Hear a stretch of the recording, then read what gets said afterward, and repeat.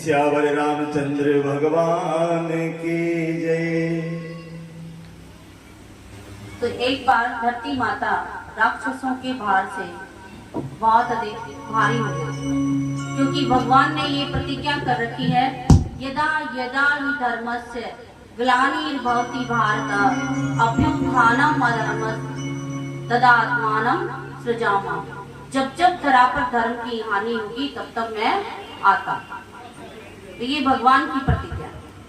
तो गाय माता, धरती माता गाय का रूप धारण करके देवताओं के पास जाती है, और देवता ब्रह्मा जी के पास जाते हैं, ब्रह्मा जी विष्णु के पास जाते हैं, और सभी जाकर के भगवान से क्षीर सागर में नम्र निवेदन करते हैं। तो भगवान कहते हैं कि मुझे अब धरा पर अवतार लेना ही है, और सारे देवी देवताओं को बोले कि यदुवंश में जाकर के जन्म लेना प्रारंभ कर दें, क्योंकि जितने भी उस समय के राजा थे सारे राजा राक्षस राजा बने हुए थे। सभी ने देवताओं को भी भयभीत किया था, और धरती पर जितने भी मनुष्य मात्र थे सबको भयभीत कर रखा था। तो भगवान ने कहा कि मैं अवतार लेकर के आ ही रहा हूँ, और तुम चलो यदुवंश में जन्म लो, कोई गाय के रूप में, कोई बछड़े के रूप में, कोई गोप गोपी के रूप में आप चलो, और मैं आ रहा हूँ। यदुवंश के राजा हुए हैं सूरसेन, और इनके यहाँ हुआ है वासुदेव। वासुदेव की पत्नी रही है देवकी जी, और इन्होंने पूर्व जन्म में बहुत अधिक तप किया है, देवकी और वसुदेव ने। और इन्होंने तप करके भगवान से ये मांगा था कि हमारे यहाँ आप जैसे पुत्र का जन्म हो। नंद बाबा और यशोदा जी ने भी पूर्व जन्म में तप किया था। उन्होंने तप के बाद ये मांगा था कि आप जैसा पुत्र हम अपनी गोद में खिलाएं, हमें ये वरदान दीजिए। उग्रसेन का पुत्र रहा है कंस। ये भोजवंश में इसका जन्म हुआ है कंस का। कंस बहुत ही ज्यादा एक अच्छा शासक था, परंतु जब वसुदेव और देवकी का विवाह हुआ उस समय हजारों हाथी घोड़े सब कुछ दान में दिए गए थे, और कंस ने ये भी कहा था कि मेरी बहन की विदाई पर, ये इनके चाचा की लड़की थी, मेरी बहन की विदाई पर मैं रथ को स्वयं हाँक करके ले जाऊंगा,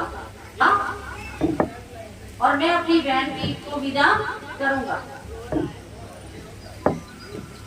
तो जिस समय कंस रथ को हाँक रहा था उसी समय, ये कथा कल पूरी डिटेल से बताएंगे, सही 12 बजे, सही 3 बजे आ जाना। पहली कथा मेरी 12 बजे शुरू होती थी, इसलिए वो याद रहेगी। खरखड़ी, राजपुरा खरखड़ी में थी।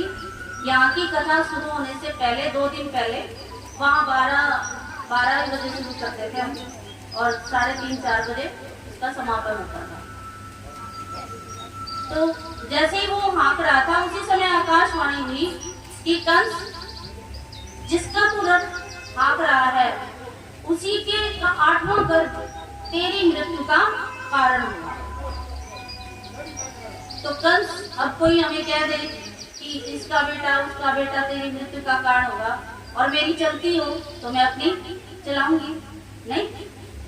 तो कंस की चलती थी उस समय। तो कंस ने कहा एकदम तलवार निकाली, मैं अभी मार देता हूँ किसको, देवकी को। ना रहेगा बांस, ना बजेगी बांसुरी। उस समय वासुदेव जी बहुत अधिक समझदार, वो एक समझदार पुरुष जिसको कहते हैं ना, वासुदेव जी वो थे।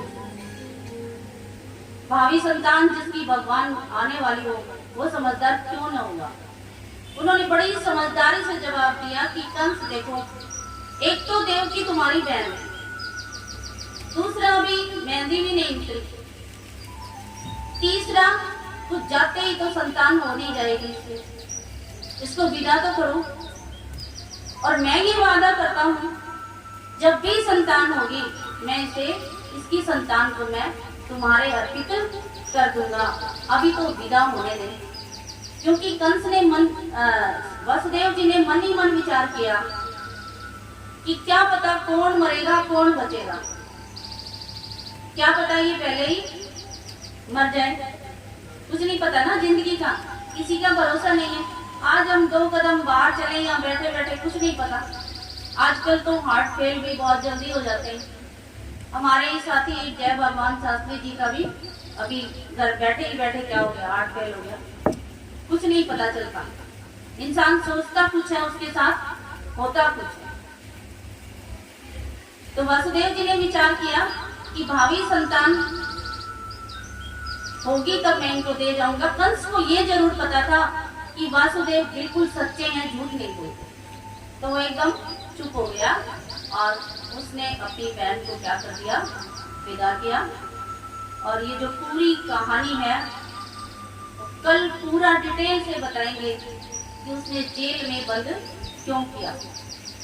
जेल में बंद इसलिए किया कि नारद जी ने कहा था इस भगवान की गिनती का कोई भरोसा नहीं, ये पहली गिनती कर दे या आखिरी गिनती कर दे, उल्टी भी गिनती कर देगा ये, क्या पता पहली संतान 8वीं संतान। तो इसलिए उन्हें जेल में डाल दिया। और इसका पूरा विवरण कल बताएंगे आपको कि कैसे देवताओं ने अवतरण लिया, कहाँ कहाँ हुआ।